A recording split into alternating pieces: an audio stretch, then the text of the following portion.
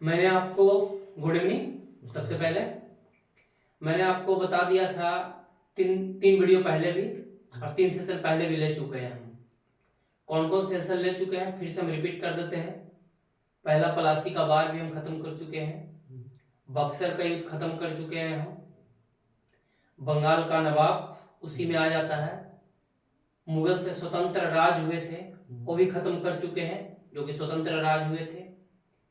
आपका मुगल शासक जो औरंगजेब के बाद आता है उसका भी खत्म कर चुके हैं एक सीक्वेंस से। क्वेश्चन सेशन भी आज हो गया। उम्मीद करते हैं आपने याद किया होगा बहुत सारे चीज स्किप भी कर दिए होंगे, लेकिन धीरे धीरे धीरे आपको हर चीज समझ में आने लगेगा। यहाँ पे आज वही सेशन है, वही उसी से रिलेटेड है, लेकिन थोड़ा सा हट का टॉपिक है। अब हट का टॉपिक क्या है, देख रहे होंगे आप, इंडिया का मैप भी बना हुआ है। इंडिया का मैप 2 जगह बना हुआ है, लेकिन एक ही स्टोरी है, तो हम आपको बताते हैं। पहले स्टोरी को लिंक करते हैं कि मुगल का आपने नाम सुना है, मुगल अभी चल रहा है। मुगल में केंद्र में औरंगजेब बैठा हुआ था, प्रतापी शासक। हम बेसिक फिर से हल्का रिपीट कर देते हैं, भूल गए होंगे। अपने सत्ता का विस्तार दक्षिण में कृष्णा नदी से लेकर दक्षिण तक फैला रखा था औरंगजेब। लेकिन 1707 में औरंगजेब की मृत्यु हो जाती है। जैसे ही इसका मृत्यु हुआ कि मुगल सत्ता कमजोर। अब मुगल सत्ता कमजोर होते हैं तो बहुत सारे राज्य स्वतंत्र होने लगते हैं। जैसे कि स्वतंत्र राज का नाम बताइए आप, क्या था कुछ? स्वतंत्र राज, हाँ, बंगाल था, हाँ, अवध था, हाँ, कर्नाटका था, हाँ, और देखो हैदराबाद। बंगाल का स्वतंत्र नवाब कौन था? बंगाल का मुर्शिद कुली खान। हैदराबाद का चिनकिलिश खान निजाम मुल्क भी, निजाम याद रख लो, कोई समस्या नहीं है। अवध का सादत खान। धीरे धीरे याद होगा, ऐसा नहीं है कि एक बार में याद होगा। तो 1707 में औरंगजेब की मृत्यु के बाद क्या होता है कि मुगल सत्ता कमजोर और बहुत सारे स्वतंत्र होने लगते हैं राज्य। लेकिन ये मुगल सत्ता से हटकर स्वतंत्र हुए थे, समझिएगा आप। मुगल सत्ता से आप भी समझिएगा, स्वतंत्र होकर अलग हुए थे। लेकिन यहाँ पे हम बताएंगे कुछ ऐसा राज्य है जो मुगल सत्ता से नहीं हटे थे, वो विद्रोह के माध्यम से पनपे थे। विद्रोह के माध्यम से आपको बताना चाहेंगे हम।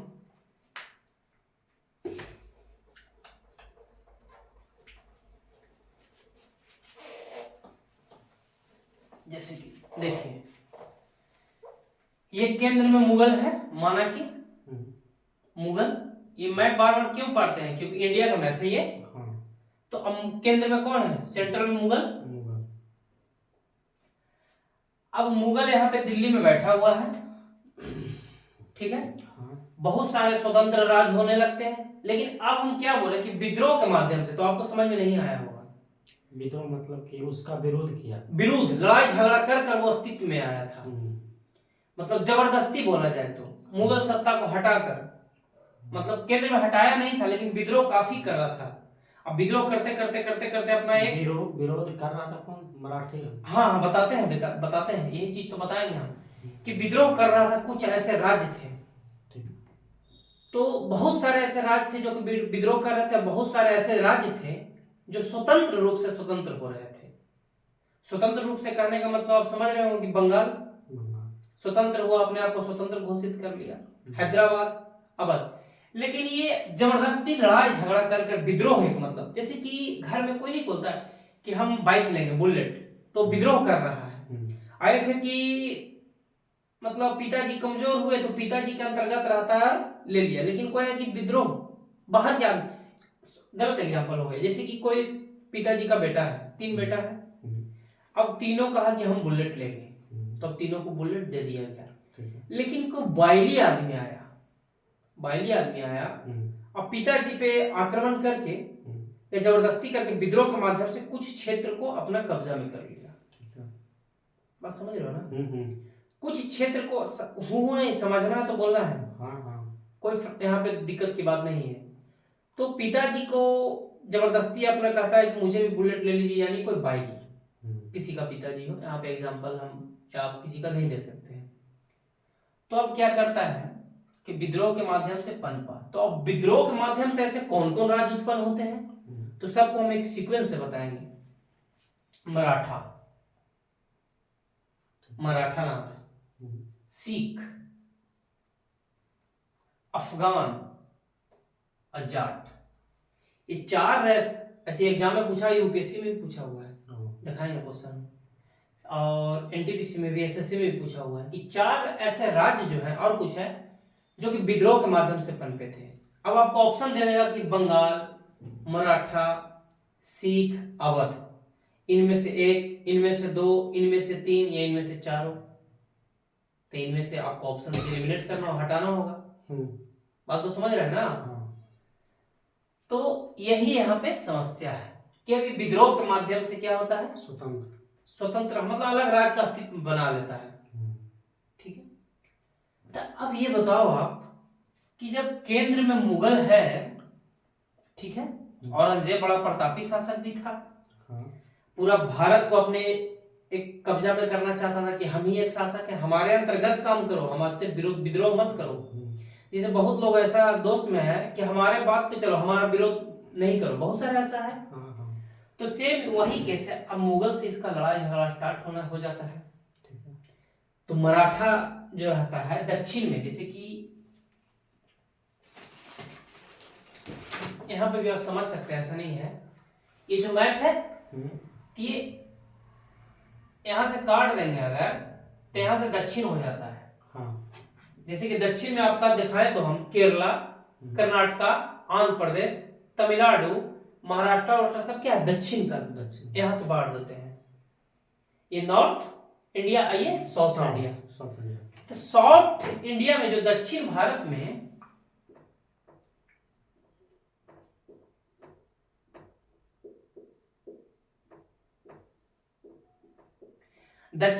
में अपने क्षेत्र का विस्तार करने लगता है कौन, मराठा।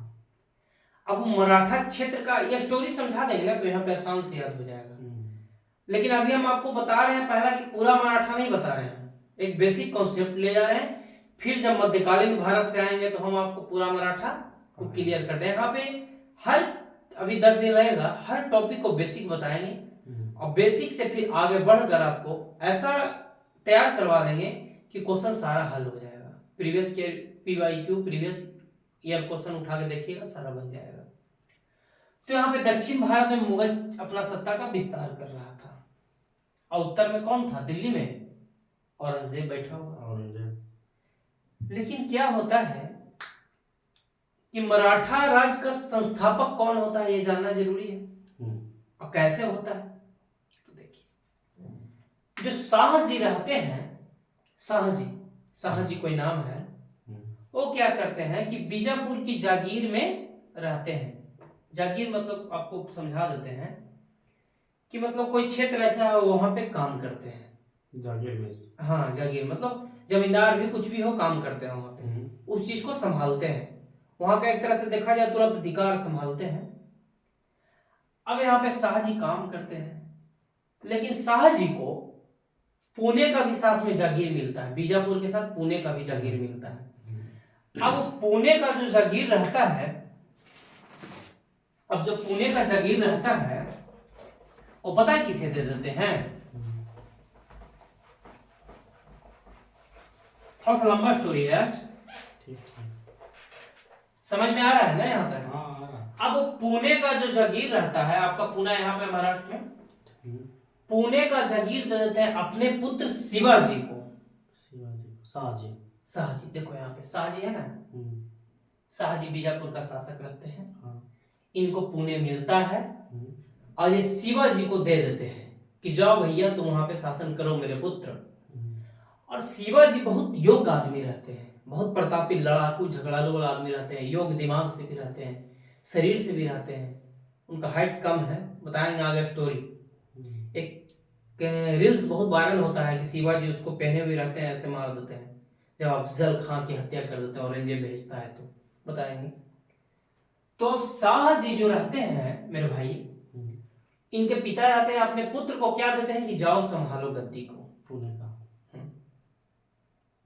अब शिवाजी अपनी योग्यता के बदौलत काफी बढ़ चढ़ जाते हैं, अपने सत्ता को पूरा दक्षिण में विस्तार कर देते हैं, उत्तर की ओर बढ़ने लगते हैं। उत्तर का मतलब समझ रहे हो ना आप? उत्तर और दक्षिण, नॉर्थ साउथ ईस्ट और वेस्ट, मतलब समझना आप। अब शिवाजी अपनी योग के बदौलत आगे बढ़ना स्टार्ट कर देते हैं, बहुत ज्यादा आगे बढ़ने लगते हैं। लेकिन क्या होता है, और शिवाजी मराठा राज्य का संस्थापक, मराठा राज्य का स्थापना शिवाजी ही करते हैं। शिवाजी। अब आपके दिमाग में आ रहा होगा कि संभाजी क्या थे, शाहजी। हाँ। तो भैया शाहजी थे, मराठा राज्य का स्थापना थोड़ी किए थे, वो किसी के अधीन जागीर मिला हुआ तो वहां पे काम कर रहे थे, बीजापुर का। हाँ, काम कर रहे थे, तो संस्थापक नहीं ना थे, ये तो दूसरा के अधीन काम कर रहे थे। हाँ। जैसे कि किसी दुकान में कोई वर्कर काम कर रहा है, लेकिन वो खुद का दुकान खोल दिया अपनी योग्यता के बदौलत, तो माना जाएगा उस दुकान का ओनर वो वर्कर था जो अब हो गया। तो शिवाजी एक तरह से पुत्र उनके वर्कर हुए और दिए दुकान, तो चलाने लगा, तो उस दुकान का संस्थापक वो लड़का हुआ, शिवाजी का पुत्र, जिस तरह वो लड़का हुआ शिवाजी ना। हाँ वही शिवाजी का शिवाजी हुए, सॉरी। तो शिवाजी हुए क्या, मराठा राज का संस्थापक। अगर क्वेश्चन आ जाएगा कि मराठा राज का संस्थापक कौन थे, शिवाजी। अब शिवाजी का मृत्यु हो जाता है, बताएंगे कैसे मृत्यु होता है, वो एक्स्ट्रा है। शिवाजी का मृत्यु हो जाता है। शिवाजी बहुत सारे ऐसे मंत्री परिषद चलाते हैं, बहुत सारे गुट बनाते हैं, गुरिल्ला वार चलाते हैं, गुरिल्ला वार छिप छिप कर लड़ाई करते हैं, बहुत सारा ऐसा है। पुरंदर की संधि होता है, वो आगरा जाते हैं, कैद कर लेता है औरंगजेब उनको। ये सब स्टोरी बाद में बताएंगे जब स्पेशल मराठा पढ़ाएंगे, यहाँ पे सिर्फ बेसिक कॉन्सेप्ट दे रहे हैं हम आपको। तो शिवाजी हुआ। अब शिवाजी के बाद उत्तराधिकारी होते हैं संभाजी, जो कि शिवाजी के पुत्र होते हैं, संभाजी। अब संभाजी का मृत्यु हो जाता है, ये बताएंगे कैसे औरंगजेब का सेनापति मार देता है, इनको बताएंगे। संभाजी के बाद हो जाते हैं उत्तराधिकारी साहू जी, ठीक है, ये है बुक में है। तो शिवाजी हो, शाहजी हो गए, शाहजी का उत्तराधिकारी कौन, शिवाजी, जो कि मराठा राज का संस्थापक थे। शिवाजी का मृत्यु हो जाता है, मृत्यु के बाद आपका संभाजी जो है वो बनते हैं फिर मराठा राज्य का उत्तराधिकार। लेकिन संभाजी का मृत्यु हो जाता है, उसके बाद बताएंगे कि औरंगजेब कैद कर लेता है, फिर छूटते हैं मृत्यु बाद, वो स्टोरी बाद का चीज है। वो हो जाते हैं साहू जी। अब साहू जी के बाद पता है क्या होता है, छत्रपति पद आ जाता है। अब बताते हैं कि छत्रपति क्या है। देखिए आप, जैसे कि ये हो गया मराठा केंद्र में, हो गया ना, केंद्र में वो औरंगजेब ना था, नहीं केंद्र मुगल लोगो था, यहाँ पे सिर्फ मराठा स्पेशल बता रहे हैं हम, वो तो मुगल है ही केंद्र में। लेकिन जैसे कि स्वतंत्र होता है तो विद्रोह के माध्यम से कुछ राज्य आता है ना, तो मराठा वो अलग हुए थे, यहाँ पे केंद्र में मराठा को रख रहे हैं अभी। वो मुगल तो है ही केंद्र में, और सबसे ऊपर है मुगल, जो कि उसका पूरा भारत में शासन है, और इसी से लड़ाई झगड़ा चल रहा है। इसके अंतर्गत वो स्वतंत्र होने के विद्रोह के माध्यम से कोशिश कर रहे हैं। समझ में आ रहा है अब? नहीं डाउट हो तो क्लियर हो जाना चाहिए, तो बाद में कंफ्यूजन ना हो कि गलत स्टोरी पढ़ के गलत बुक में देख ले। डाउट यहीं पे क्लियर होना चाहिए, क्लास में ही। तो देखिए अब क्या होता है, अब यहाँ पे क्या बोल रहे थे कि यहाँ पे छत्रपति शासक का पद का उत्थान होता है। अब छत्रपति पद का जो शासन का उत्थान होता है, बताते हैं क्या होता है। युवा केंद्र मराठा यहाँ पे हुआ, मतलब केंद्र में मुगल हटा दीजिए आप, यहाँ पे मराठा है। अब क्या है, यहाँ पे मराठा से हट कर, क्योंकि मराठा संभाजी के मृत्यु के बाद कमजोर हो चुकता है। संभाजी की मृत्यु, हाँ, शिवाजी की मृत्यु के बाद ही हो जाता है, लेकिन संभाजी के बाद और कमजोर हो जाता है। तो फिर यहाँ से पेशवा, एक बाजीराव मस्तानी मूवी है, देखे, उसमें बोलता है पेशवा पद आता है बाजीराव मस्तानी में, वही रणवीर सिंह उसका एक्टिंग करता है, बालाजी बाजीराव, फिर बाजीराव प्रथम, बहुत प्रतापी शासक होता है। तो अब क्या होता है कि संभाजी की मृत्यु हो जाता है, साहू जी के बाद यहाँ से छत्रपति शासक का पद आ जाता है। अब मराठा अलग और छत्रपति अलग, लेकिन वो मराठा के अधीन ही रहते हैं, मराठा के अधीन रहते हैं। अलग होते हैं, लेकिन मराठा में अलग, यहाँ से छत्रपति शासक हो जाता है। और छत्रपति का जो शासक रहता है उसका नाम रहता है बालाजी विश्वनाथ। क्या नाम रहता है? बालाजी विश्वनाथ। यहाँ पे लिखा हुआ है सब सब बालाजी विश्वनाथ। छत्रपति शासक साटू कुछ लिखा छत्रपति रहता है, मतलब यहाँ से छत्र पेशवा ना स्टार्ट हो जाता है साटू। साहू जी से पेशवा पद हो जाता है। यहाँ तक क्या चला आपका? संभाजी तक मराठा चलता है। मराठा चला। संभाजी तक आपका मराठा चला। चला।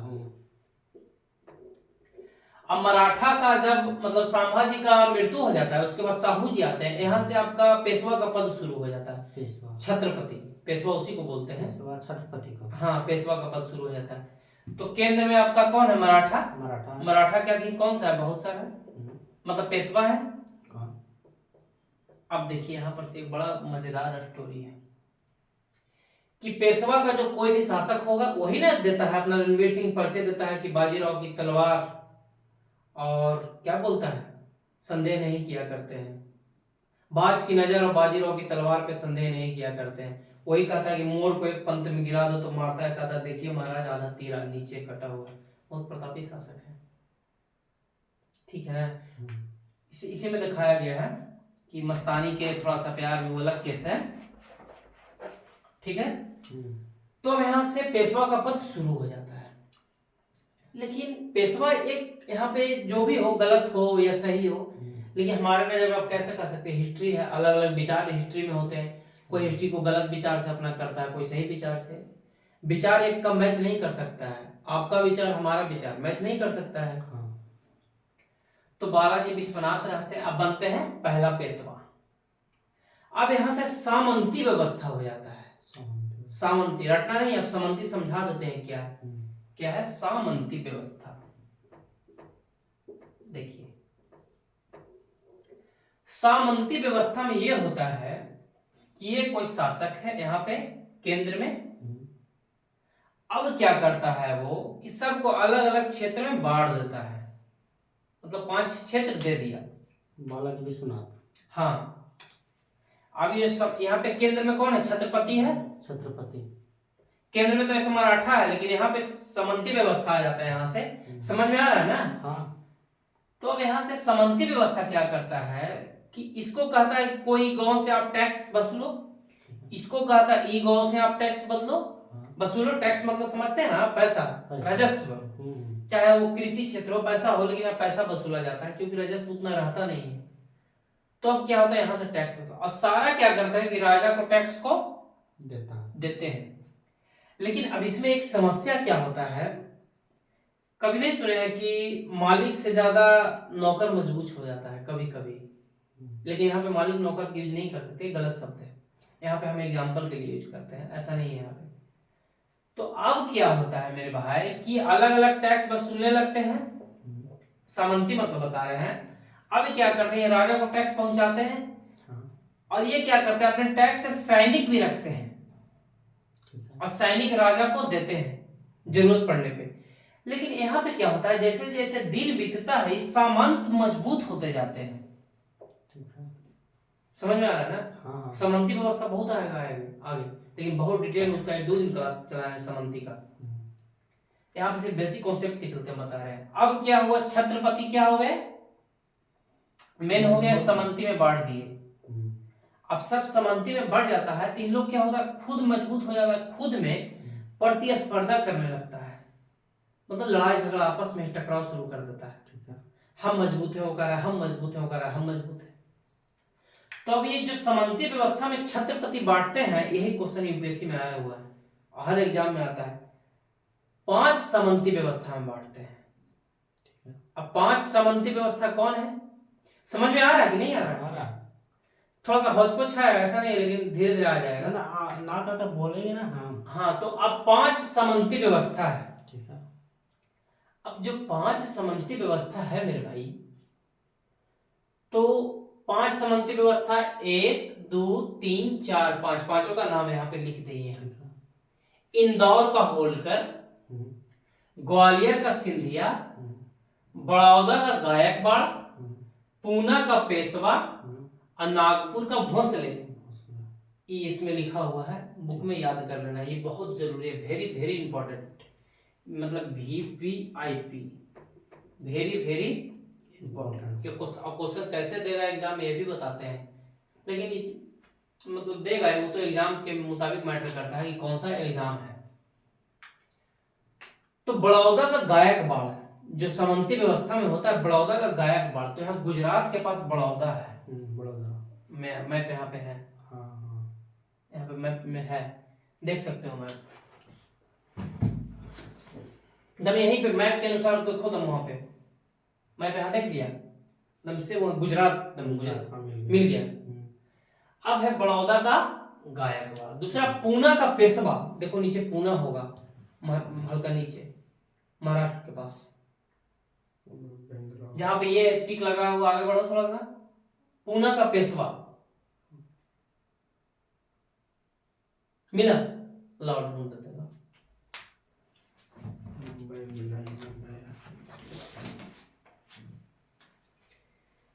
पूना का पेशवा,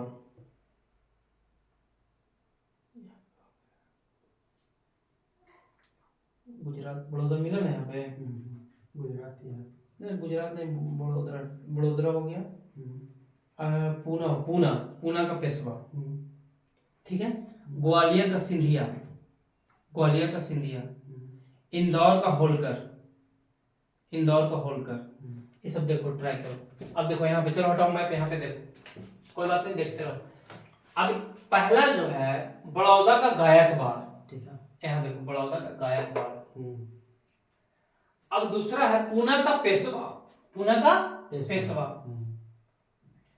और तीसरा जो है इंदौर का होलकर, सब बांटा है, इंदौर का होलकर शासक का नाम है, ये सब शासक का नाम है। हाँ, पूना में जो होता है पेशवा रोल करता है, पेशवा जो बताया था छत्रपति, हाँ, मेन जो पूना में रहता है, पूना का क्या बताया, पेशवा, और इंदौर का होलकर, इंदौर का होलकर, यहाँ पे होलकर नाम रहता है शासक, हाँ। ग्वालियर का सिंधिया, अभी सिंधिया वो नेता है ज्योतिराज सिंधिया, का नाम सुने हो, बड़ा सुंदर लगता है वो, सुनना है, दिखाएंगे अभी, वहां पे लगता है कोई मंत्री उंत्री है सिंधिया, हाँ हाँ, है ना, लेडीज, तो वही नहीं, सिंधिया जेंट्स है, लेडीज बड़ी सिंधिया शायद है, हाँ, तो ग्वालियर का सिंधिया है। अब जो सिंधिया है उसी सिंधिया का अभी तक चल रहा है राजा खन्ना, अभी तक, हाँ, हैदराबाद का जो निजाम है वो सब ओवैसी निजाम फैमिली का ही है, वैसे, हाँ, अभी तक लड़ रहा है साहब। हाँ, तो अब क्या है, क्या क्या बताएं, सबसे पहले बताएं बड़ौदा का गायकवाड़, ठीक है, पूना का पेशवा, यहाँ पे पेशवा नाम है, ठीक है, और तीसरा बताएं आपका इंदौर का होलकर, होलकर नाम है, पूछेगा, और फोर्थ जो बताएं ग्वालियर का सिंधिया, ग्वालियर का क्या, सिंधिया, सिंधिया, और जो 5 है आपका नागपुर का भोंसले। अब पूछेगा एग्जाम में क्या कि नागपुर से कौन है, भोंसले, ग्वालियर से कौन था, सिंधिया, पुणे से कौन था, पेशवा, गुजरात से कौन था, बड़ोदरा से गायकवाड़, इसी तरह से पूछेगा। यहाँ तक समझ में आ गया ना। तो अब सामंती व्यवस्था में बांट देता है मेरे भाई, मतलब कि नंबरिंग से याद करना पड़ेगा, नहीं नहीं नहीं, ऐसा नहीं, नंबरिंग से पूछेगा एग्जाम में। अब कैसे पूछेगा कि सिर्फ खाली मैप दे देगा, यहाँ पे यही चलते तो क्वेश्चन बताया है, बनाया है, खाली मैप दे देगा कि ग्वालियर 1 2, जैसे 1 2 3 4, ऑप्शन दे देगा 1 2 3 4, 1 2 3 4 5 4 3 1 2 3 1, और कहेगा चुनिए, सुमेलित करें, सुमेलित करें, मतलब कि फर्स्ट नंबर में कौन है, तो ग्वालियर, मतलब सिंधिया, ग्वालियर का हो सिंधिया, हाँ, पूना का पेशवा, इसी तरह देगा, बात समझ रहे आप ना। समझ रहे। तो अब क्या होता है मेरे भाई, समझिए यहाँ पे कि अब सामंती व्यवस्था में बांट देता है, आपस में क्या प्रतिस्पर्धा करने लगते हैं, लेकिन मराठा का एक टैक्स का बड़ा अच्छा नियम नहीं हम कह सकते हैं, वो नियम मराठा साम्राज्य का विघटन में सबसे ज्यादा भूमिका रहती है टैक्स का। अब बताते हैं टैक्स विघटन में मतलब खत्म, हाँ, पतन की ओर जाना, मतलब खत्म हो जाना उसका सत्ता। टैक्स जो रहता है, एक चौथ नाम का टैक्स लेते हैं शिवाजी, एक सरदेशमुख। चौथ जो होता है कि आपका जो कुल राजस्व है उसका, जैसे कि 100% आपका राजस्व मिलता है, मतलब 100% आपका जो भी पैसा उसा हो, जो भी हो, उसका 25%, 25% मतलब 25/100%, मतलब क्या होता है 100। ये उसने यूट्यूब पर ऊपर से हटी नीचे से हटी बोलता है, तो परसेंट का मतलब 100, 25/100 यानी 1/4, मतलब 1/4 भाग शिवाजी को चाहिए था। एक होता था सरदेशमुख। अब सरदेशमुख का मतलब पता है क्या होता था? बताते हैं हम आपको। सरदेशमुख जमींदार को बोला जाता था महाराष्ट्र में। जमींदार समझते हैं कि जो टैक्स लेता था जमींदारी पर था, अंग्रेज उसको नियुक्त करता था, बताएंगे जमींदारी, रैयतवाड़ी, बंदोबस्त अवस्था है। तो अब सरदेशमुख का 10%, मतलब 10% सरदेशमुख का बोला जाता था, और चौथ का 1/4 यानी 25%। समझ में आया आगे भी नहीं? 2 टैक्स लगता था ऐसे कि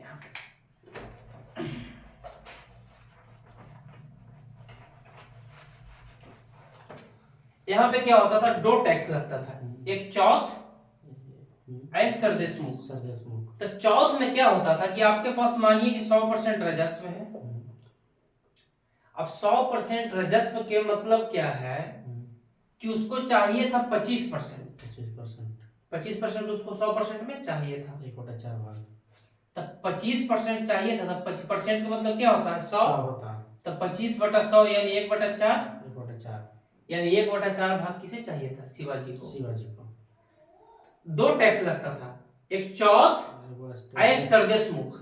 तो सरदेशमुख में कुल राजस्व का 10% लिया जाता था, तो अब 25% यहाँ लिया और 10% चौथ में और 10% सरदेशमुख में, यानी 35%। कितना लिया? 35%, टोटल 35%। तो एग्जाम में पूछ सकता है, लेकिन अलग अलग पूछेगा कि चौथ कितना था, सरदेशमुख कितना था। अब ये टैक्स लेते थे तो टैक्स कोई भी जबरदस्ती ही देगा ना, ताकत के बदौलत देगा। ऐसा तो नहीं है कि भैया हम टैक्स लेना चाह रहे हैं, रंगदारी अगर तुम लेना चाहते हो बाजार में, या आप लेना चाहते हो, तो क्या है, जबरदस्ती ही लेना पड़ता है। कौन चाहता है भाई कि पैसा दे हम? कोई नहीं चाहता है। तो चौथ और सरदेशमुख लिया टैक्स। इससे क्या होता है, मराठा की छवि खराब हो जाता है। अब उसी समय बाजीराव जो प्रथम आते हैं, बालाजी विश्वनाथ सामंती, स्टोरी भूल तो नहीं गए ना? भूल गए ना? शाहजी आते हैं, शाहजी के पुत्र शिवाजी आते हैं, शिवाजी के बाद संभाजी आते हैं, संभाजी के बाद साहू जी, बालाजी विश्वनाथ सामंती व्यवस्था में बांटते हैं। इंदौर का होलकर, ग्वालियर का सिंधिया, पुणे का पेशवा, नागपुर का भोसले, ठीक है, इंदौर का होलकर, 5 में बढ़ जाता है सामंती। सामंती व्यवस्था आपस में प्रतिस्पर्धा करने लगता है, लड़ाई झगड़ा होने लगता है, टकराव शुरू होने, इससे कमजोर हो जाता है। चौथ व सरदेशमुख कर लेता है जबरदस्ती, इससे मराठा की छवि खराब हो जाती है। अब जब मराठा की छवि खराब हो जाती है तो अब क्या होता है मेरे भाई कि बालाजी जो बाजीराव प्रथम में बहुत प्रतापी शासक रहते हैं। अपना क्षेत्र विस्तार पता है कहां तक करते हैं? दक्षिण से लेके उत्तर तक, यानी नॉर्थ तक, फाइनली दिल्ली तक पहुंच जाते हैं विस्तार करते करते। लेकिन क्या होता है कि आपस में बहुत ज्यादा इन लोग झगड़ा करते हैं, झगड़ा मतलब लड़ाई झगड़ा चलते रहता है, आपस में बनता नहीं। जैसे कि था ना भाई, केंद्र में सामंती व्यवस्था 5 को बट गया था, आपस में सब अपने आप को टैक्स वसूलने के लिए बेबस हो रहे थे, मजबूर हो, जल्दी जल्दी हमले प्रतिस्पर्धा, लड़ाई झगड़ा। हम मजबूत, यहाँ पे मराठा जो पहला थे शिवाजी, उनका वो कमजोर हो चुके थे मराठा। उसके बाद छत्रपति से आया सामंती। नहीं समझे? नहीं, जैसे कि ये हो मराठा, मराठा के बाद छत्रपति शासन में आते हैं। मराठा यहाँ पे रहते हैं, लेकिन इनसे छत्रपति अलग हो जाते हैं, यानी छत्रपति यानी पेशवा, छत्रपति को ही पेशवा कहते हैं। और यहाँ से 5 को बांट देते हैं, क्या सामंती व्यवस्था बांट देता है। आपस में टकराव होने लगता है, और जब आपस में टकराव होने लगता है तो छत्रपति भी कमजोर, मराठा भी कमजोर हो जाता है, क्योंकि डिवाइड हो गए। जब 4-5 भाई रहता है, आपस में लड़ जाए तो कमजोर हो गए ना। एक कहा गया है कि अगर किसी को स्थिति को बुरा करने है तो उसका घर का भाई का बिगाड़ दो, टकरा दो, खत्म खेल। रावण को कोई नहीं मार सकता था जब तक कि विभीषण नहीं बताता। घर के भेदी लंका ढावे कहा गया है ना। तो अब क्या होता है, बाउंस तो नहीं हो रहा है ना? ना ना, बाउंस होगा भी तो कोई दिक्कत नहीं, फिर समझाएंगे, लेकिन मेहनत करते रहना। अब 5 नंबर, अब क्या होता है, कमजोर हो जाते हैं, मराठा भी कमजोर, पेशवा भी कमजोर। अब दिल्ली तरफ उत्तर की ओर कूच करते हैं इधर, लेकिन दिल्ली तरफ कूच करते हैं तो क्या होता है, यहाँ पे पंजाब है, पंजाब वहां पे है, पंजाब देखो आप, पंजाब यहाँ पे है, पंजाब यहाँ पे हरियाणा, ये दोनों देखना है। अब पंजाब में क्या रहता है कि अफगान का शासक एक रहता है अहमद शाह अब्दाली, पंजाब का नहीं अफगान का, अफगान का, अफगानिस्तान वहां पे है। ये भारत हो गया, पाकिस्तान हो गया, ये अफगानिस्तान हो गया, अफगानिस्तान है ना। अब यहाँ से हिलेगा तो इधर हिलेगा, यहाँ से दिल्ली हिलेगा, आएगा ना। देखना है तुम गौर से, हाँ नहीं मिलाना है, उठ कर देखिए। अगर ये अफगानिस्तान भारत में तो इसको तो पहले पाकिस्तान में जाना पड़ेगा ना, जाना पड़ेगा। हाँ हाँ उधर अफगानिस्तान है भाई, उधर ये अफगानिस्तान, पाकिस्तान, इंडिया। अफगानिस्तान से आएगा पाकिस्तान, पाकिस्तान से आएगा यहाँ पे पंजाब, पंजाब से दिल्ली, दिल्ली से हरियाणा, मतलब हरियाणा, हरियाणा से दिल्ली। ठीक है। अब क्या होता है, अफगान का एक शासक रहता है अहमद शाह अब्दाली। लेट तो नहीं हो रहा है ना क्लास का? लेट कर रहा हूं। ये जैसे कि होता है कि आज तो क्लास ज्यादा लंबा चल रहा है यार, ऐसा थोड़ा ही होता है, लेकिन कभी कभी लॉन्ग चलेगा। एक ही टॉपिक को कितना चला है। एक पंजाब का शासक रहता है अहमद शाह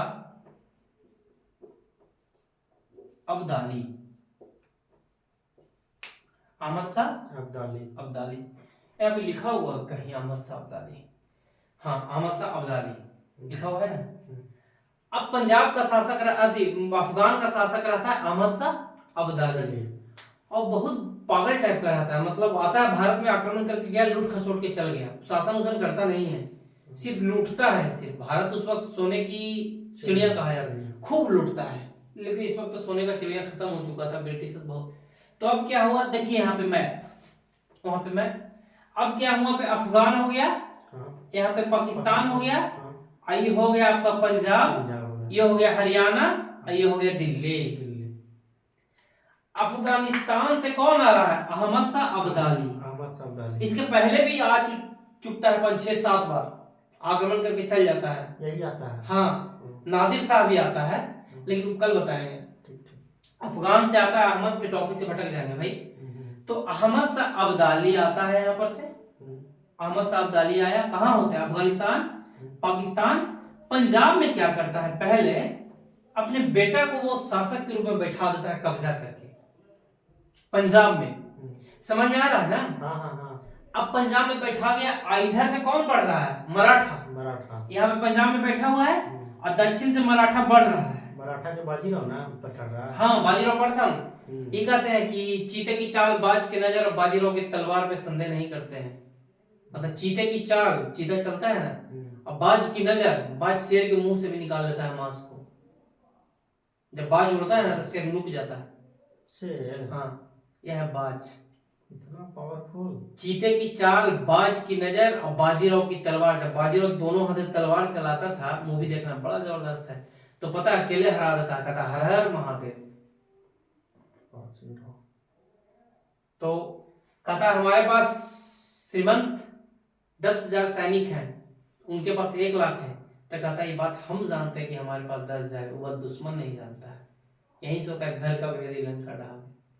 इसलिए जब if you have knowledge then you have guts कहा गया है। तो अब हम स्टोरी से भटक जाते हैं कभी कभी यार। अब बताते हैं।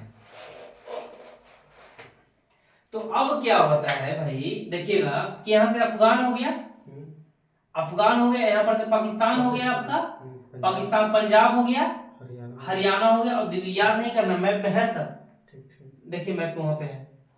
अफगानिस्तान है, पाकिस्तान है, पाकिस्तान पंजाब है, हरियाणा है, दिल्ली है।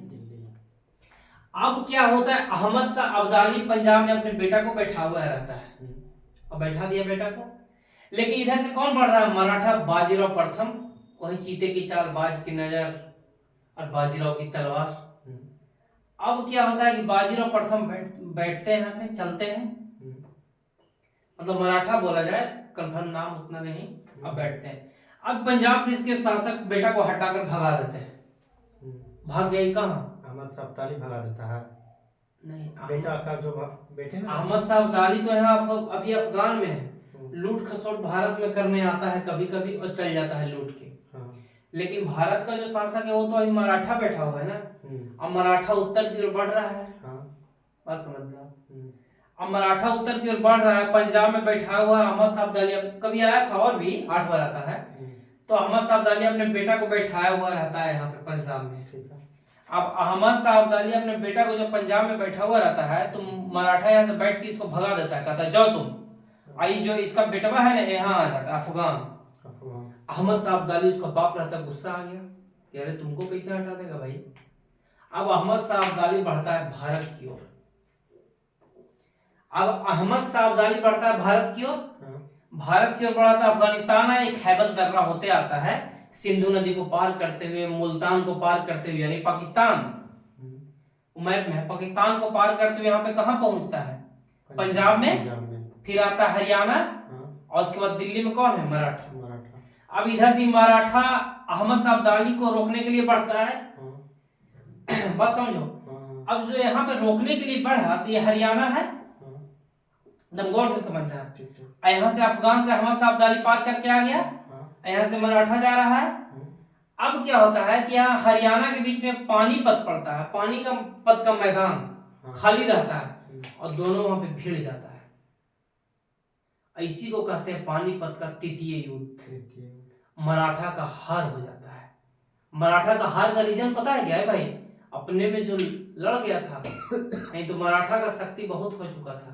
अब आपस में प्रतिद्वंद, यहीं से कहा जाता है कि पानीपत का तृतीय युद्ध हो जाता है और तृतीय युद्ध के बाद मराठा की समाप्ति हो जाता है। मराठा भैया लौट गया दक्षिण की ओर, अहमद शाह अब्दाली लौट गया अफगान की ओर, क्योंकि चोर लवाड़ था, लूटता था, खसोड़ता था और चल जाता था, इसका यही काम था। मराठा हारने के बाद कौन रुकता है? पाकिस्तान अभी हार जाएगा, पूरा चल जाएगा पाकिस्तान। तो बस यहाँ पे आ गया मराठा। अब यहाँ पे जब वो वैकेंट हो गया, खाली हो गया, अब यहाँ पे कोई शासक नहीं है। लेकिन यहाँ पे मुगल शासक है।